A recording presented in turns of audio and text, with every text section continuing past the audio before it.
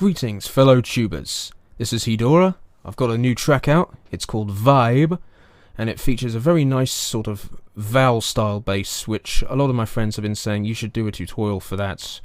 So I thought I'd do it for them. Now this bass uses Native Instruments Razor rather than Massive. This is a very, very cool synthesizer. Hopefully I'll give you a little demo of some of the features of it if I get round to it. Right, bad news first, I'm afraid. Just like the last tutorial I did, I'm very tired and slightly drunk, so not many things I say will make sense. Slightly more distressing of problems is the fact that because I'm recording the audio for this via Soundflower, I can't really hear anything that's coming out of Razor. That's just the way my studio is set up at the moment. I can't figure out a way how to get around it. All I've got to go on is a printout I made of a screenshot of the original preset. Hopefully, if I read it properly, then we'll end up with a nice vowel goodness which sounds like this.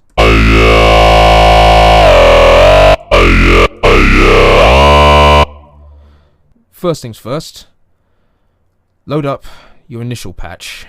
If you don't know where it is, go up here to presets, go to the Aerosmith folder, and up here you'll find the init patch. Like Ali G. Init! Oh my god, that was terrible. What's wrong with me today? Anyway, that's what you do to get the initial patch up. I can't do that, however, because in my infinite wisdom, I saved over it with a much older version of this synth sound. So I had to make my own initial setting from scratch, which hopefully will load eventually. It's probably a bit different from the initial setting which you get, but if you watch what I'm doing closely, you'll probably figure out what I'm doing. Anyway, first things first, we're going to start on this little thing here. Pitch, you want to take down 24 semitones. Get it nice and low. Glide, I like a little bit of glide, bit of portamento going on, so I have it about there. I have no idea what this dial does, this random dial. But for some reason, when you turn it up to full, things just sound better. I'm not completely sure how they sound better, they just do. Anyway, on to the actual sounds. This is your first oscillator. Pulse to saw, we don't want that. Click on it, and change it to Format, which is this box here, out of all these lovely little boxes of oscillator types which we get. Format. Turn the colour up to full. Format, we want almost full, and select, we want that on 16. I don't know what it means, 16th format, whatever, I don't know. And why is that already set to envelope 2? That will be set to envelope 2, but I'll just have to pretend that I set it there so that you don't get confused about anything. Oscillator 2, set that to sick pitch bend. Turn it on. Oh, that's set to envelope 2 as well. Oh well, I didn't make this patch very well. Poffs, we want sort of there, about 10 o'clock. Step size, bit less than full. Amp, leave at 3 o'clock. Colour, leave at 3 o'clock. Right, now we get into the really interesting parts, which is the vowel filter. This is the integral part of creating a big, wide, vowely bass. And this is probably the best vowel filter I've ever heard. Let's start with just creating a general just yah sound. First line, you want to set as A. Middle line, we set as A with eyes over it. I'm not completely sure what that means, or it's called.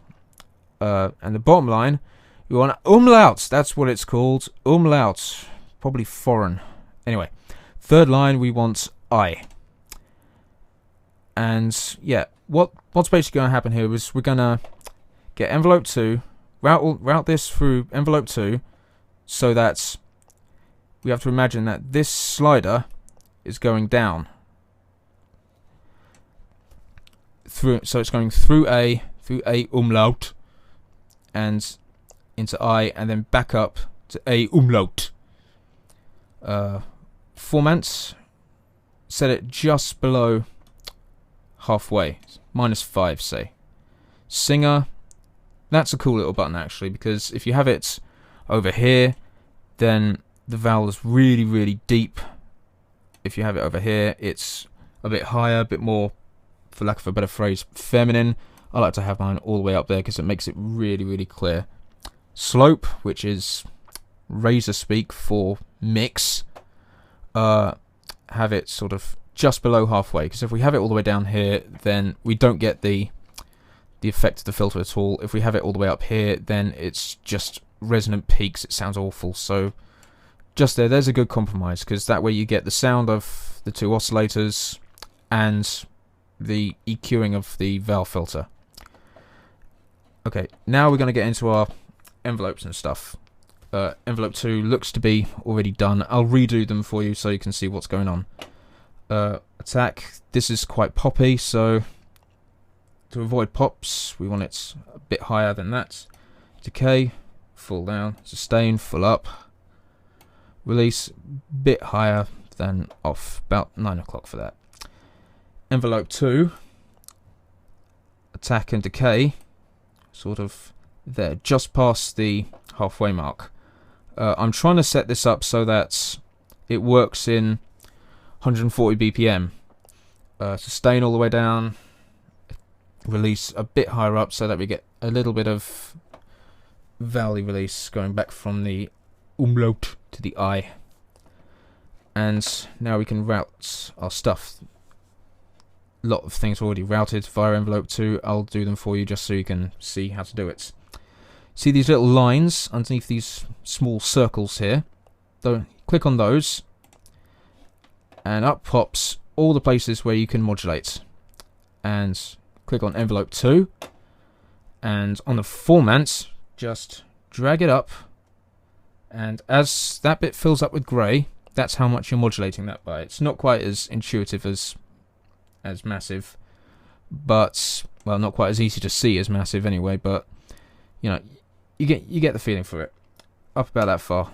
On POFs, we want it about down to 9 o'clock. Pull it down to 9 o'clock. This bit, which says envelope 2, this controls this, which is the vocal, it's called. So, again, envelope 2. And yeah, pull it right down so it's all the way down past 9 o'clock. And what that's going to do is, as it follows the envelope, this slider here is going to go like that. So it goes A umlaut, I, A umlaut. So it's I can't do very good impressions of synthesizers. Sorry about that. Anyway, that's how you do that. This style is where it gets a bit fiddly. How's that? Before I show you all that, let's just see what we've got so far.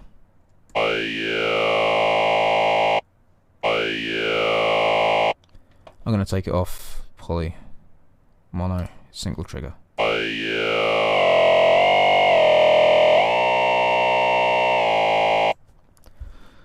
This is where it gets a bit fiddly, because you want the format to deepen a little bit as it gets to the umlaut A. But the thing is, the slightest adjustment on this style,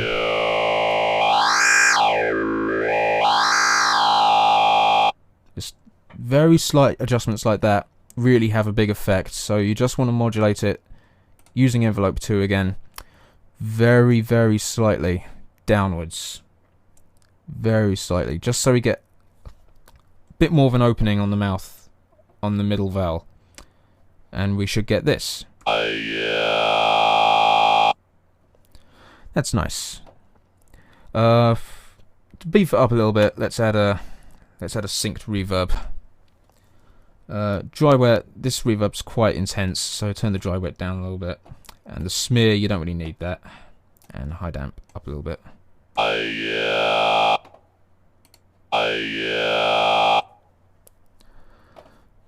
Yeah, that's a nice reverby sound.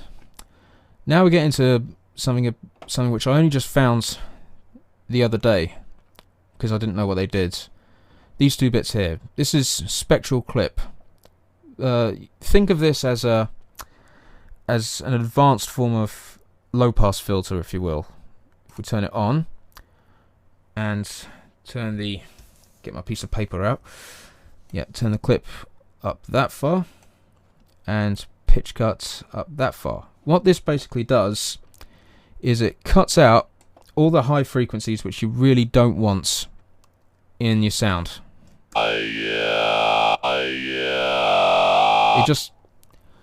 It just tames it slightly. But that's not it. As you can see, as I go up and down keyboard, you see the line going with it? It's key dependent.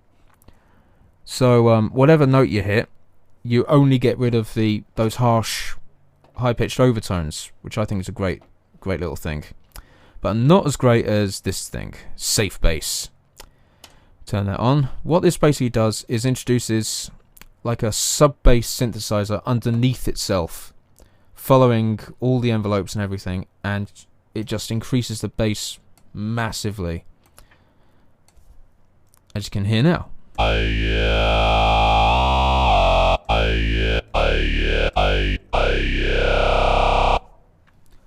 That's a fat sound right there.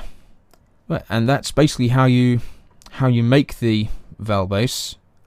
One thing I would like to say is this vocal slider here, because whilst you can't automate in your sequencer, you can't automate what vowels it's actually using. You can automate where the fader here actually starts, where the envelope starts. In fact, for instance, at the moment we just got a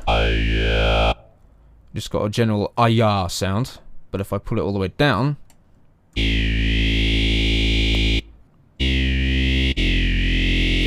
it's not an ayah now. It's doing something completely different. And the great thing about that is, because although you can't automate this bit here, you can automate this, which means that as you're going through the envelope, if you put it down, you can get all kinds of weird sounds going on. So that's a really nice feature. I would like to be able to automate these bits, but that'll do for now. Right, and that's how you make that bass. I hope it's been of help to you all. In the meantime, whilst you're trying to afford Razor, if you are going to buy it, why not spend the time following me on SoundCloud and be nice to me? Thank you. Oh, and I have a Facebook page now. I have no idea why I have a Facebook page, because I'm a social leper and I never use Facebook, but I have one anyway. So that'll be in the description as well. Both those links will be in the description.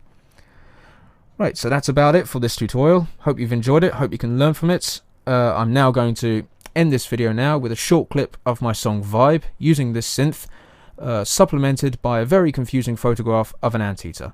Goodbye.